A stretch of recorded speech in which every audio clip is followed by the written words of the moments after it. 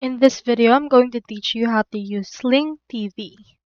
So first, you can head over on your Google Play Store on your TV and search for Sling and head over and then make sure to actually download the application. So what is Sling TV? I have this article to actually answer us. So Sling TV is a live streaming service that's alternative to cable and satellite TV. With this, you can watch a large variety of channels like sports, news, and entertainment channels with particular advantage for consumers.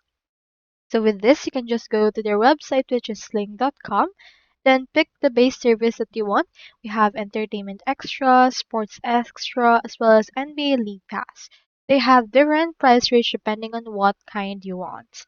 So you can also choose extra channels and add-ons and make sure to just download it directly on your TV and create an account in order to enjoy its particular service. We have packages right here for Sling Orange with all of these exclusive channels.